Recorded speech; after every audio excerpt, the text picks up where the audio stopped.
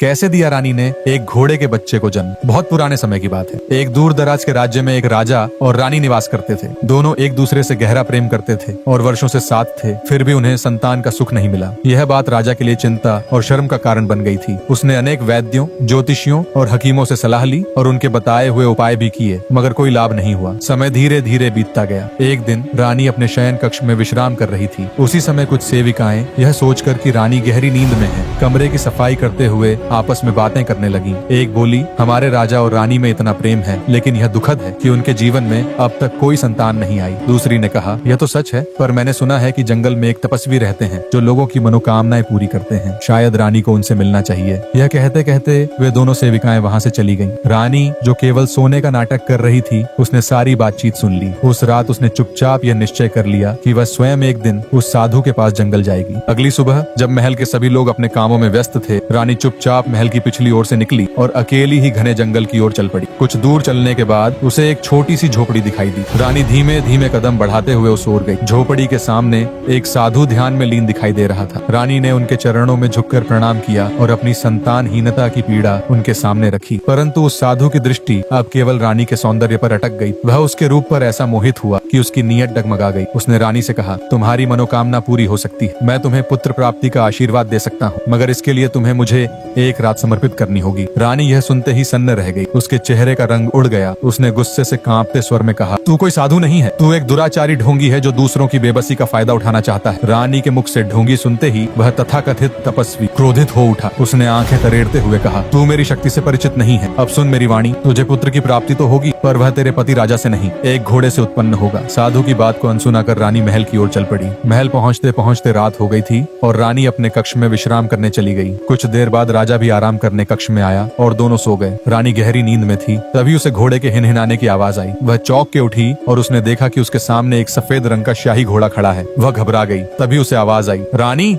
यह क्या हो गया? मैं इस घोड़े में कैसे बदल गया? रानी की रूह कांप गई। उसने सोचा कहीं साधु की बात सच ना हो जाए। वह घोड़ा और कोई नहीं बल्कि राजा था जो घोड़े में परिवर्तित हो गया। रानी ने घोड़े बने राजा से कहा, ये कैसे हो गया? आप चिंता मत करिए, कल सुबह हम वैद्यों से बात कर इसका हल निकालेंगे। अगले सुबह राजा ने वैद्यों को अपनी समस्या बताई, पर कोई भी इसका हल ना बता पाया। अब हर दिन राजा रात होते ही एक घोड़े में बदल जाता और सुबह वापस से ठीक हो जाता। कुछ महीने तक यह सिलसिला चलता रहा और एक दिन रानी गर्भवती हो गई। राज्य में उत्सव का माहौल था और राजा बेहद खुश था कि अब उसे संतान सुख की प्राप्ति होगी, मगर यह खुशी ज्यादा दिन की नहीं थी। एक दिन रानी को प्रसव पीड़ा चालू हो गई और तुरंत दाई माँ को कक्ष में बुलाया गया। दाई माँ ने देखा कि रानी का पेट असामान्य रूप से बड़ा था, जो कि साधारण नहीं था। रानी को ठीक करने के बाद दाई माँ ने राजा से अकेले में कहा, महाराज, यह कोई साधारण प्रसव नहीं है, क्योंकि महारानी का पेट असामान्य रूप से बड़ा है। इतना कह दाई वसे चली गई। कुछ दिन बीतने के बाद रानी ने एक घोड़े के सिर वाले बच्चे को जन्म दिया। यह देख सभी लोग आश्चर्यचकित थे, पर राजा सब कुछ समझ चुका था। दोनों राजा और रानी अपने घोड़े जैसे सिर वाले राजकुमार को प्यार से बड़ा करने लगे। समय के साथ साथ दरबारी और प्रजा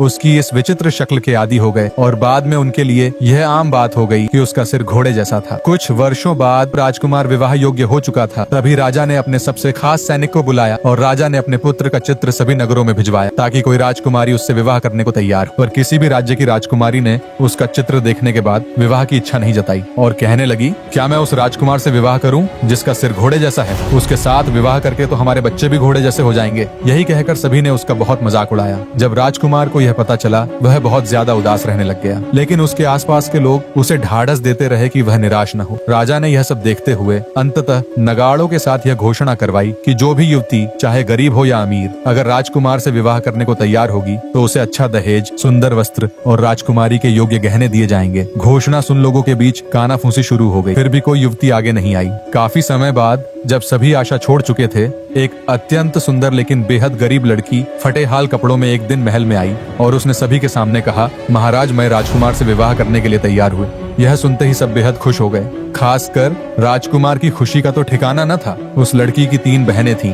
जब उन्हें यह पता लगा कि उनकी बहन घोड़े के सिर वाले राजकुमार से विवाह करने के लिए तैयार हो गई है, उन्होंने उसे मारना पीटना शुरू कर दिया और ताने देने लगी, तुझे शर्म नहीं आती? हम तुझसे बड़ी हैं, हम भी गरीब हैं, लेकिन हम घोड़े के सिर वाले राजकुमार से विवाह नहीं करेंगी। तीनों बहनों ने उसे मारते पीटते हुए घोड़े के सिर वाले राजकुमार से विवाह करने से मना किया, परंतु वह लड़की उनके तानों की परवाह नहीं करती थी और राजकुमार से विवाह करने पर अड़िग रही। जैसे ही उसने विवाह का निश्चय किया, उसी क्षण उसे राजकुमारी के वस्त्र और सभी आवश्यक वस्तुएं प्राप्त हुई और राजधानी में यह घोषणा हुई कि 3 दिन बाद राजकुमार का विवाह होगा और इस उपलक्ष्य में उत्सव होंगे जिनमें दौड़ प्रतियोगिताएं भी होंगी। राजकुमार प्रतिदिन उस लड़की से मिलने जाता था और वह दोनों काफी समय साथ में बिताते थे। उत्सव के अंतिम दिन जब विवाह जुलूस उसके घर के सामने से निकला तो जुलूस के पीछे एक अत्यंत सुंदर योद्धा घोड़े पर सवार होकर आया जो बहुत शानदार तरीके से घुड़सवारी कर रहा था। लड़की की बहनें वही खड़ी यह देख रही थीं। उन्होंने कहा, काश हमारी बहन कम से कम उस सुंदर योद्धा से विवाह करती जो बार बार हमारी ओर देख रहा है। और फिर वे उसे पीटने लगी। तू सिर्फ राजकुमारी बनने के लिए घोड़े के सिर वाले राजकुमार से विवाह कर रही है।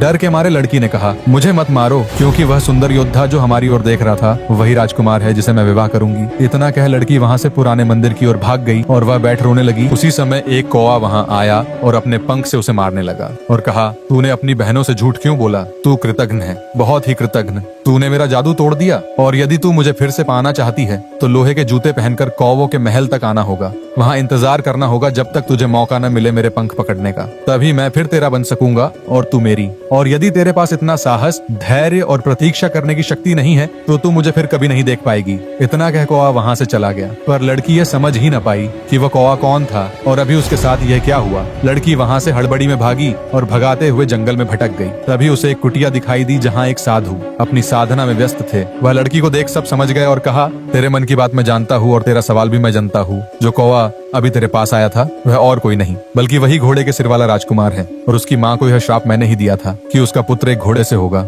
और अगर कोई उसके लिए झूठ बोलेगा तो वह कौवे में बदल जाएगा और बहुत परिश्रम के बाद वापस लौट पाएगा। पर मुझे इस चीज का पछतावा भी हुआ तो मैंने उस राजकुमार को उसकी मुक्ति का रहस्य भी समझा दिया था। लड़की यह सुनते ही सब समझ गई और उसने निश्चय किया कि वह राजकुमार को वापस लाएगी। सबसे पहले लड़की गांव लौटकर लोहार के पास गई और उसने अपने लिए लोहे के जूते बनवाए जैसा कि कौवे ने कहा था। फिर वह कौवे के महल की यात्रा पर निकल गई। वह दिन भर चलती रही, काफी जंगल निकल गए, बहुत सी नदियां उसने पार की। यहीं करते करते काफी दिन बीत गए और चलते चलते वह बेहद थक चुकी थी। अंत में उसे एक मुर्गी के टांगों वाली झोपड़ी दिखाई दी। लड़की थोड़ा हिचकिचाई पर वह इतना थक चुकी थी कि उसने निश्चय किया कि वह उस घर में जाकर शरण लेगी। वहाँ जाकर उसने दरवाजा खटखटाया। भीतर से एक वृद्ध स्त्री की आवाज आई। कौन है? लड़की ने कहा, एक गरीब असहाय लड़की जो रात भर के लिए शरण मांग रही है। वृद्ध स्त्री ने दरवाजा खोला और कहा, तुम कौन हो और इस वीरान जंगल में क्या कर रही हो? लड़की ने उसे पूरी बात बताई और पूछा, क्या आप कौवों के महल का रास्ता जानती है? वृद्ध स्त्री ने जवाब दिया, मुझे तो नहीं पता, पर हो सकता है मेरे बेटे को पता हो। वह दक्षिण हवा है, वह मेरे साथ यही रहता है, लेकिन मुझे नहीं पता कि वह तुझे देखकर क्या करेगा। लड़की बोली, कोई बात नहीं, यदि वह मुझे मार भी डाले तो ये मेरी नियति होगी। यह सुन बूढ़ी औरत को दया आ गई और उसने लड़की को एक संदूक में छुपा दिया। थोड़ी देर बाद जोर की हवा चली और दरवाजा हिलने लगा। दक्षिण हवा घर के बाहर आ चुका था। बूढ़ी स्त्री ने दरवाजा खोला और दक्षिणी हवा सीटी बजाते हुए भीतर आया। अंदर आते ही उसने कहा, मुझे मनुष्य की गंध आ रही है। स्त्री बोली, शांत हो जा बेटे, यहाँ कोई नहीं है। दक्षिण हवा ने सब जगह ढूंढना चालू कर दिया। सब जगह देखने के बाद जब उसे कोई न मिला तो वह शांत हो गया। तभी उसकी माँ ने उसे सारी बात बताई और कहा कि वह लड़की को नुकसान न पहुंचाए। फिर उसने पूछा कि कौवों का महल कहाँ है। दक्षिण हवा ने कहा, मुझे नहीं पता, लेकिन उत्तर की हवा जरूर जानती होगी। फिर वृद्धा ने लड़की को बाहर निकाला और दक्षिण हवा ने लड़की को सलाह दी कि लोहे के जूते पानी में गीले करते रहना, नहीं तो वो कभी नहीं घिसेंगे। चाहे सालों साल चलती रहो और जब तक ये घिसेंगे नहीं तुम महल नहीं पहुंच पाओगी। फिर दक्षिण हवा ने लड़की को उत्तर की हवा के घर का रास्ता बताकर विदा किया। लड़की फिर सफर में निकल गई। चलते चलते वह एक नदी के पास पहुंची जहां उसे कछुए के आकार का घर पानी में तैरता हुआ दिखाई दिया। लड़की ने सोचा यही उत्तर की हवा का घर है। उसने वहां जाने का निश्चय किया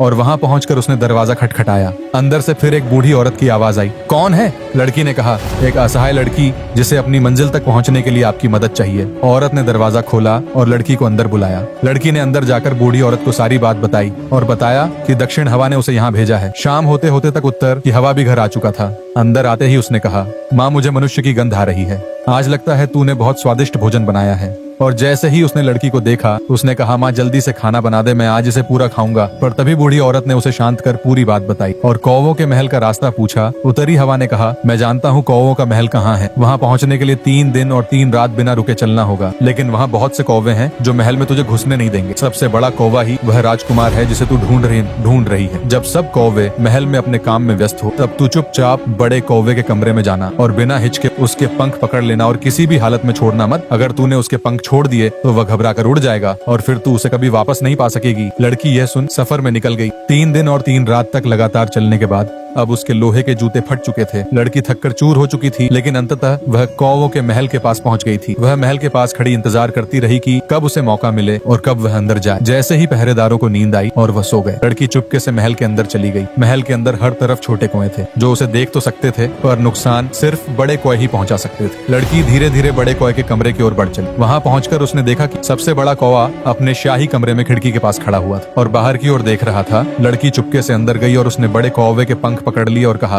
अब तू पकड़ा गया है, तू अब मेरा है। कौवा भागने की कोशिश करता रहा और अब निरंतर प्रयास करने के बाद जब उसने देखा कि यह वही लड़की है तो उसने खुद को राजकुमार में बदल लिया। अन्य कौवे दरबारी और मंत्री बन गए और महल एक सुंदर दरबार में बदल गया। सब कुछ वापस पहले जैसा ही हो गया और राजकुमार का घोड़े का सिर और कौवा बनने का श्राप भी हट गया। राजकुमार ने लड़की के साथ शादी कर ली और दंड स्वरूप उसकी सभी बहनों को कारावास में डलवा दिया। ऐसी अन्य कहानियों के लिए हमारे चैनल को सब्सक्राइब कर जुड़े रहे।